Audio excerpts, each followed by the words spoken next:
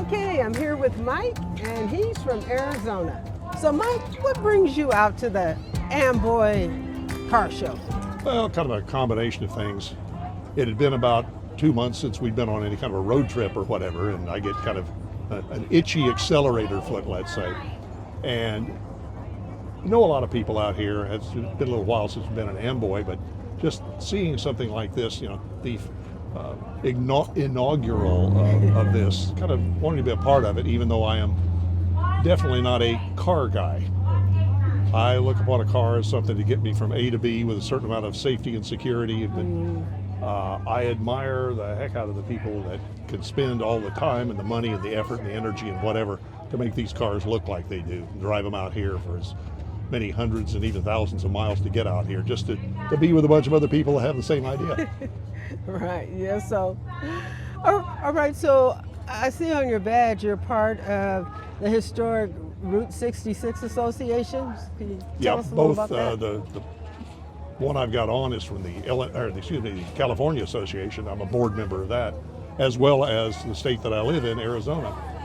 And as far as California, I was invited by the president to join, even though I don't live in Arizona, in California, 5 or 6 years ago, because he knew of my interest and, I guess you'd say, in some ways, passion toward Route 66. First started traveling, as a lot of people did. I grew up in Southern Illinois, and it seems like all of our relatives, a lot of both sides of the family, lived in Oklahoma, Texas, Arizona, New Mexico, and California. Well, how did you get from Illinois out here? 66. Now, I didn't remember much about 66, but that's how I got started collecting road maps. My dad was outside pumping gas with a guy. I'm inside filling my pockets full of free road maps. Because I've always liked just looking at maps or whatever. But for any number of reasons, I kind of fell away from Route 66 until about early 90s, late 80s, early 90s or whatever. We'd been living out here a while. I just kind of got interested in it again when I started reading some articles. This is before anything on the internet back then. About people doing various things out here to help rebuild the road, businesses like here at Roy's or whatever. And it's just expanded from there. The postcards, I had come across, 8 or 10 postcards that the family had collected back in the 1950s or whatever. A few of them were from Route 66, others from places just along the road. And it just kind of exploded from there. So how many postcards do you have? Total of everything, about 13,000. 13,000, and these are from all different places? All over.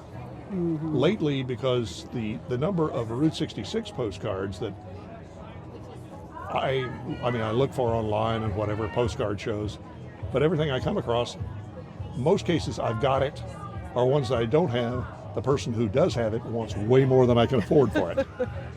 For a 3.5 by 5.5 inch piece of cardstock, basically. But all of them, except the ones that I got 3 or 4 days ago, are all in binders by state, and all have been scanned front and back. And if I had a decent cell signal, I could pull up any one that I've got right here. It's just a process that I started years ago to make them available, accessible, something that I could, I go to a postcard show. I don't have to wonder, do I have that card? I go, oh, I have it. Saves a lot of money that way, but I haven't obviously been able to do it with road maps, but everything I've got like that and stuff that goes beyond road-related stuff, I've all got it on spreadsheets, so I can pull those up on my phone. Wait a minute, how many road maps do you have? 7,200. Okay. The standard road map is about 5.5 by 11, give or take half an inch. Well, I first started collecting them, I came across these, the same company that makes banker's boxes, your standard file boxes. But these are made for checks, invoices, and whatever. They're 11 by 5.5 by 22 inches. What fits them perfectly other than the extra large road maps? They're all in alphabetical order by state. They're all in plastic sleeves with a label on them that says what year, what oil company or state or whatever, and the state it's from. I've been accused, and probably rightly so by a lot of people, of being a little bit over-organized, but when you've got if you got that many different items, if you're not organized, you can't find out what you've got. That's for sure. So people, a lot of Route 66 friends that, hardly a week goes by that somebody doesn't get in touch with me. And, do you have a road map that shows such and such from such and such year? Yeah. How soon do you need it? Because sometimes it takes me a while to dig down far enough in these boxes to get to it. I give away a lot of road maps, the actual road map. I give away and did for Ken, who runs Roy's here. I brought him 11 framed postcard blow-ups of, a couple of them are just shots of the town, but others are from basically the 4 businesses that were here on 66.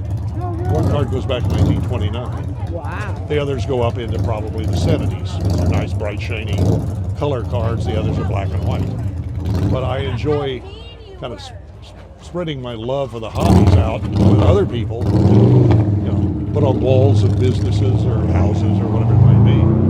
So if somebody calls and wants to know, can I scan a postcard of such and such? If I've got it,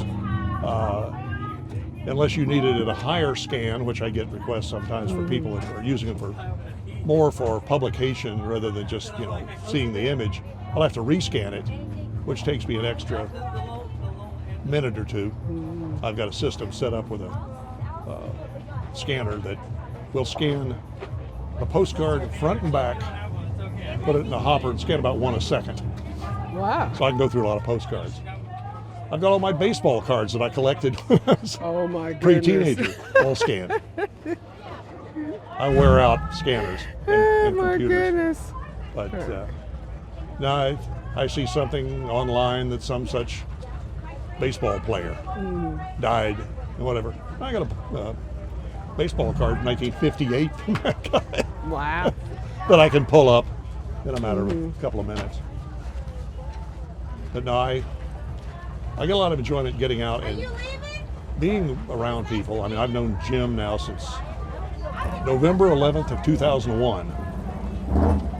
I can be specific because we met at the actual on the day of the 75th anniversary of Route 66 at a festival they were having in Needles that day. Oh, okay. And he was there, we were there, a bunch of other roadies were there. And like I said, I'd known him for however, coming up on 24 years, I guess.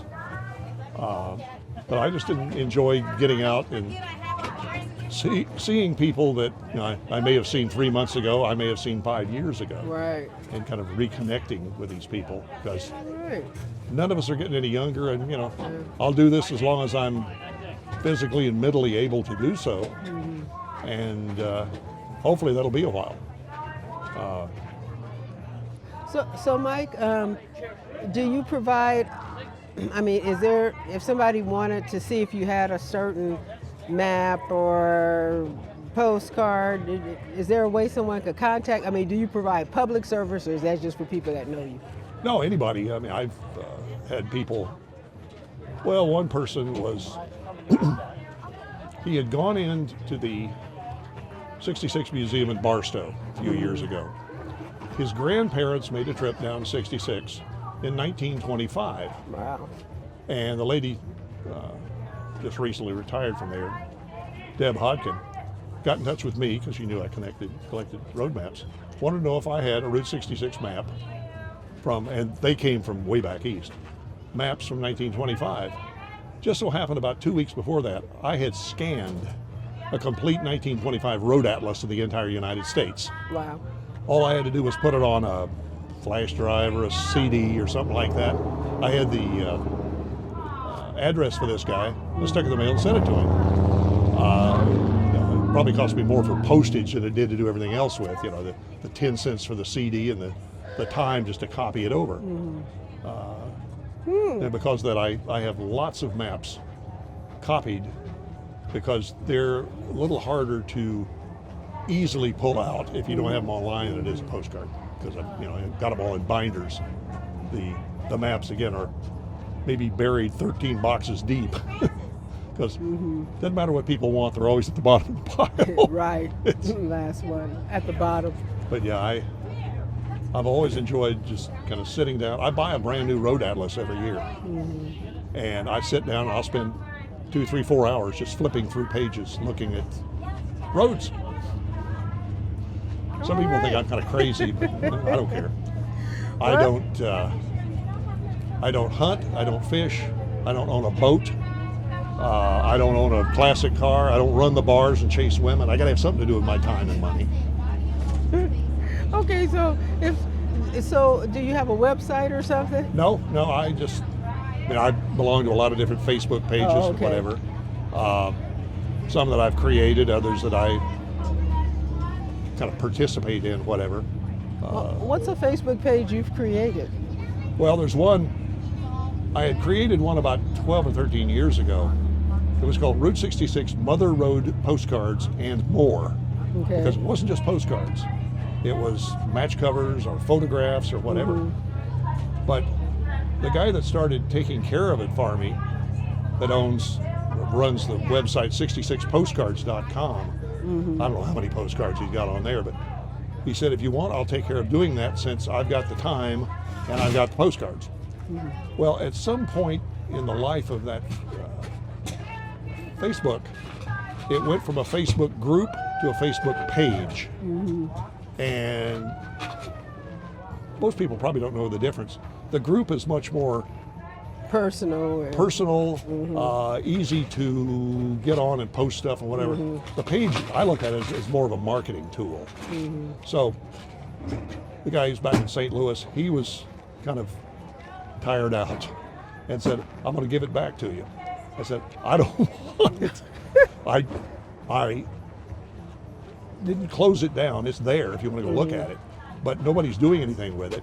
So I created a Facebook group, same name. Oh, okay. And it's slowly growing. I have another guy that's my competitor for Route 66 postcards.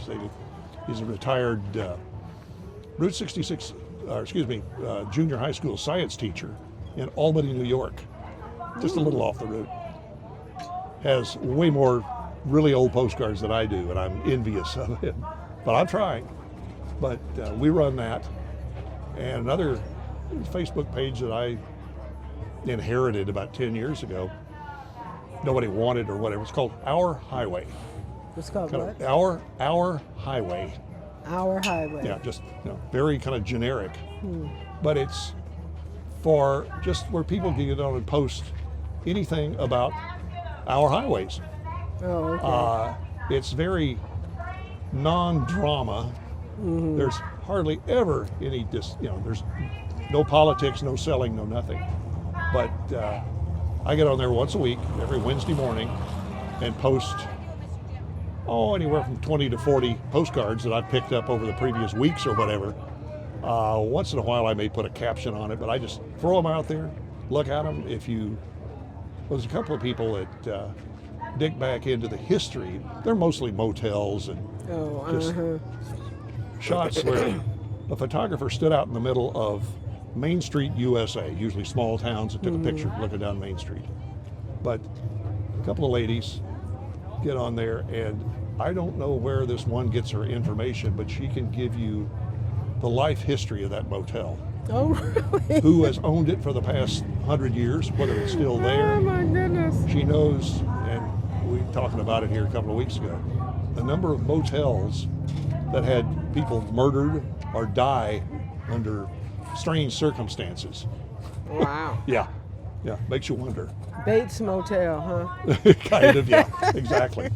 But interesting. They get on there, there's one guy that, when I post the front with a postcard, and the back, if it had anybody send it to anything, that has the name and address of where it was sent to. He'll get on there on Google Maps and find that house and say, here's where it was sent to. That's 50 funny. or 60 years ago. That is funny. So there's There's a lot of activity for, at last count, there were 1,976 members. That was as of last Wednesday. So that's the Our Highway one. Our right? Highway, yeah. I'm gonna check that out. The Mother Road postcards is just a little over 2,000, but it's not kind of the one where you just get on and babble away about stuff. It's, you know, for Oh, he left. roadies with collections, let's say. Whether it's postcards, whether it's road maps, whether it's match covers. But he's a guy that lives in Orange County, I think. I haven't seen it. I go by what his description. He's got some 25,000 Route 66 match covers. Wow. I've got about 900. Wow. I mean, Okay. If That's quite a somebody bit. will say, "Do you have anything from whatever?" Mm-hmm. No, but I think I know somebody who does. And I put him in touch with this guy. And he's got them apparently easily accessible because he can pull up a match cover in a matter of 5 minutes or less. Wow. That's something. No, all this is something I enjoy doing and have been enjoying doing for a few decades and hope it goes on for a few decades more. I get to meet a lot of interesting people like yourself.